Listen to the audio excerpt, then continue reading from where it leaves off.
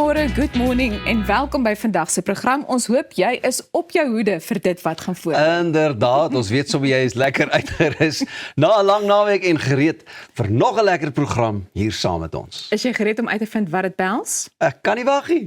Goed, dit is Superhelddag en ons gaste vir vandag het almal hulle eie superkragte. So ons gesels met Nita Eywes, bekend as die sogenaamde unicorn atleet. Daarna kuier Moeg Gesukkel wat daagliks lewens verander by ons.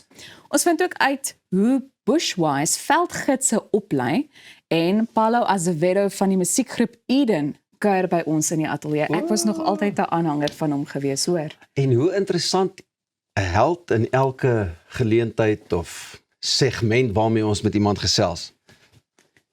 Wie is jou held? Wie is jou superheld? Dankie, Jy Els. en Ross. Dankie, Ja, dankie julle in twee is haar maar afwesigheid, Rosie. Ag man, jy is vir ons 'n superheldin. Nou ja, sjoe, wat 'n dag vol helde. Dit gaan behoorlik baie lekker wees. En gepraat van helde, ons kan ons nie superhero dag vier sonder om julle te vra wie julle helde is nie, of hoe? Né? Absoluut. So wie is jou held? Ek meen jy het dit nou genoem. Ek het dit nou genoem, maar moet ek nou iemand anders kies? As daar nou ietsie is, soos 'n Spider-Man of 'n Superman of 'n Batman of 'n Joker. Ek is nie so op hoogte met die superhelde flieks nie, Oom. maar ek is gaande oor Robert Downey Jr. Wie was hy nou weer? Iron Man? Ja. Ek dink so. Ja. Iron Man. Weet jy, ja. En jou die masker. superheld? Man, kyk, ek het maar groot geword in die era waar Christopher Reeve Superman was en toe was daai ander man van staal en natuurlik was daar What Have We Here, die swart kat. Ja, ek het van die swart kat Plaaslik. ook gehad. Ja. Dit was maar my en Trompie en sy boksemenne, dit was ook superheroes. So, jy vat vir ons nou ver terug in tyd. Goed, maar as jy gereed vir 'n oggendpraatjie? Ek is reg vir 'n oggendpraatjie, vertel vir my. Goed. Robben Island, se ikoniese voormalige gevangenis waar Nelson Mandela 18 van sy 27 jaar as gevangene deurgebring het, gaan 'n 70 miljoen rand se opgradering ondergaan. Nou die plan is om die voormalige wagte se huise en verblyf vir besoekers te omskep. Die Robben Island Museum sê die geboue wat eens deel van die apartheid gevangenisstelsel was, sal omskep word op 'n manier wat erfenisbewaring, ekonomiese volhoubaarheid en toerisme kombineer, terwyl die historiese waarde behou word. Die eiland wat 'n UNESCO wêrelderfenisgebied is, ontvang reeds baie toeriste vir dagbesoeke, maar het beperkte oornagverblyf. Nou, die nuwe plan sal dus meer verblyf skep en ook meer inkomste genereer, wat ek dink nogal baie goed is. Volgens die museum sal inkomste uit oornagverblyf gebruik word om bewaring, opvoedkundige programme en ook instandhouding te finansier, eerder as om net op eksterne befondsing staat te maak. Groot plan wat hulle het. Ek wonder net, jy weet, daai huisies het ook nogal vir my sekere geskiedkundige waarde. Ek hoop hulle vat daarom een of twee van die huisies en hou hulle so wat hulle was, dat mense kan sien, dis waar die wagte gebly het. Ek hoor wat jy sê, net om so 'n stukkie van daai geskiedenis, nie heeltemal verlore te laat gaan. Ja. Maar die rede kom ek ook sê dis goed, want ons weet nou al teen die tyd dat die Kaap oor die algemeen nogal baie van die baie toeriste besoek die Kaap en hulle is verantwoordelik vir 'n groot ekonomiese ek dink hulle lewer, die Kaap lewer 'n groot ekonomiese bydrae. Baie verseker. So dis wat dit vir my goed maak en ek weet dit is nogal 'n baie gewilde toeriste aantreklikheid ook Robben Island. En ek is seker die geld of die finansies wat daai kant toe kom, juis uit die toerisme wat uit die toerisme gegenereer gaan word. Ja. Jy weet, gaan ook reg bestuur word en 'n groot bydrae lewer. So ek is opgewonde oor hierdie projek. Kom ons hoop hulle hou daarby en dat die tenderpreneurs eenkant toe sal staan. Was jy al daar gewees? Ja, ek was. Ek was nog nie daar gewees nie. Ja, dis eintlik 'n die Engels is so mooi, 'n surreal, onwerklike gevoel, jy weet, dis maar soos enige geskiedkundige plek of 'n plek wat jy dalk gesien het in 'n rolpret of so, dan dink jy, wow, is dit nou regtig hoe dit was?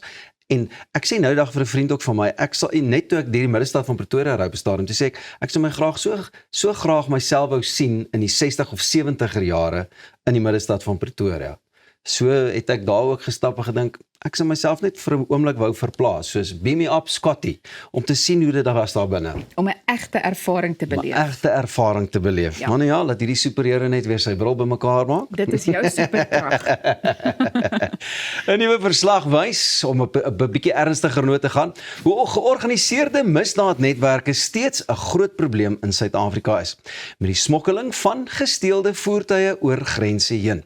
Volgens ons polisie of waarnemende polisieminister, wat is die man se naam? Feroz Kachalia.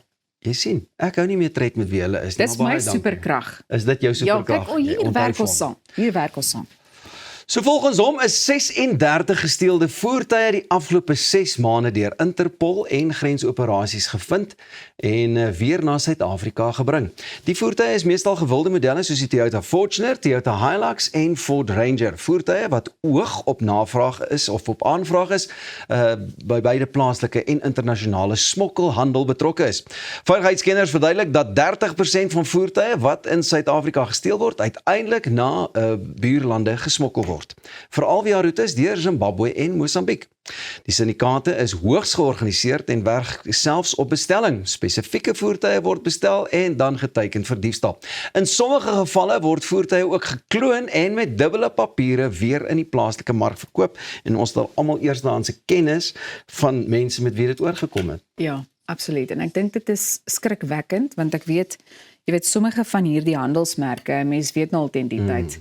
Dis gevaarlik wanneer jy besluit om so 'n voertuig te bestuur. Ja. Dan moet jy weet jy beloop daai risiko. Maar ek sou hoop dat ons polisie in die toekoms dit is goed om te sien dat hulle so hard daaraan werk om hierdie probleem ook hok te slaan. Hulle wil dit regtig vasvat. Jy weet, dis amper soos die stropery van ons diere. Ja. Het hulle ook nou besluit, kyk, ons moet nou 'n stokkie hier voorsteek, maar dis asof hierdie georganiseerde misdaad ouens net altyd daai stapie voor is en wanneer ons as misdaad voorkomend optree en ook dit publiek maak, dan sê ek, ja, gee hulle mos nou die hele game weg. Moenie vir mense sê wat julle doen om hierdie ouens hok te slaan nie. Bly stil en slaan hulle net vas. Ja, en ons het al in die verlede hieroor gepraat. Ek dink van baie keer wanneer mense kyk na hierdie soort syndikaate, hulle werk maar maniere om wel weer, jy weet, daai struikelblokke te oorkom in die proses. En dis vir my ook baie hartseer om ook al met joernaliste en goeders wat stories geplaas het of op televisie elders gedeel het vroeër jare oor hierdie probleem. Ja. Hoe mense net aan die ander kant toe kyk, hulle weet hier gebeur dinge, maar dis seker maar weer daai element van die syndikaate ook, jy weet. Sê jy iets, dan is daar moeilikheid. Ons weet waar jy bly, die intimidasie, al daai tipe van dinge. So, maar iewers moet dit maar net, man, ons met jou vang, jou hande afkap en jy moet 'n les leer. My vraag is net, is daar werklik iets wat 'n mens kan doen om jou voertuig dan, jy weet, beter te beskerm? Want ek weet nie regtig, as jy by 'n plek stop, jy weet, dit gebeur so vinnig. Ja. Dat daar nie noodwendig iets is wat jy kan doen nie, of dink jy daar is 'n oplossing? En daar's so baie mense wat ook die insides out ken van al hierdie apparate wat jy moet insit en die tracking device hier en man, jy kan 'n stuurwiel lok en handbriek, maak as 'n boer maak 'n plan, jy sien hoe daai ou slotte om die clutch en sulke dinge sit. I don't know anymore. As daar wapens betrokke is, gaan ek geen kans vat nie. Goed, Crème Classique Skincare for Life. Maak nie saak hoe of waar nie. Crème Classique is altyd daar, beskikbaar by uitgesoekte discounts en onafhanklike apteke op Takealot of aanlyn by Crème Classique. 2 kykers kan elke Crème Classique geskenkpak ter waarde van R2800 wen. Skandeer die QR-kode en skryf in op Facebook en Instagram. Bly ingeskakel, ons is net hierna weer terug.